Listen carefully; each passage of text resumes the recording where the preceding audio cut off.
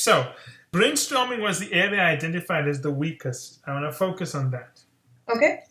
Let's start with some basics here, and I'm not trying to insult you if I ask you some basic questions at all, so don't take it that way. It's just to make sure that I'm not leaving a stone unturned, okay? Okay. So if it's a bit annoying because they're fairly obvious questions, just bite your tongue and we'll move on. Well, don't say that, Michael, because if I mess up basic questions, it's like, I mean, you're saying basic to begin with, so now I'm thinking like, oh shit. Now if I mess up a basic question, it's like, what am I doing? Let's do this. If you mess up, I'll tell you, actually, Ritika, that was a hard question. Why are you giving all your secrets to me? Okay, so let's start with, when I say basic, it doesn't mean you have to know the answer. It's more basic as the building block, okay? Okay. Why do you need a framework in a case? Let's start with it. Why do you need a framework? Okay.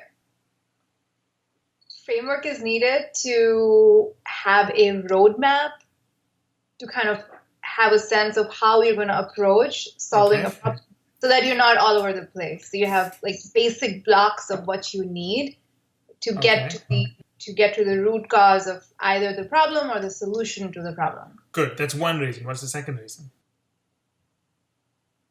Second reason of why we need a framework? Yes. I think from the perspective of clients, it's easy to communicate that way. Yeah, good. There's a third reason that's close to that second reason.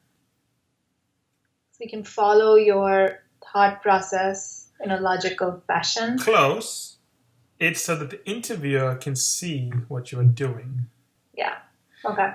And the interviewer can determine whether he needs to continue seeing what you are doing, because if the structure is so bad, there is no point in him or her continuing with the case.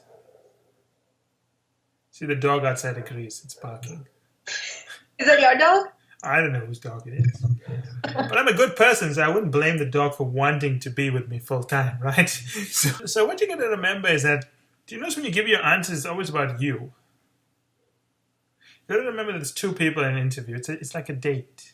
Don't ignore the date, right? Yeah. So the most important reason for the structure, beyond you solving the case, is that the interviewer knows what you are doing. So when you present your structure, in your mind, you are presenting your structure so that you can just tick the box and move on.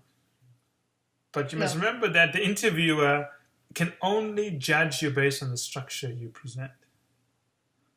Right? Yep. You know, the example I use is that think of your structure as almost the trailer of a movie. If I don't like the trailer, I'm not going to watch the movie, right? Well, generally, that's the way it works. Yeah. It's a similar principle, right? So that's why you have a structure. Okay, so we now know why you have a structure.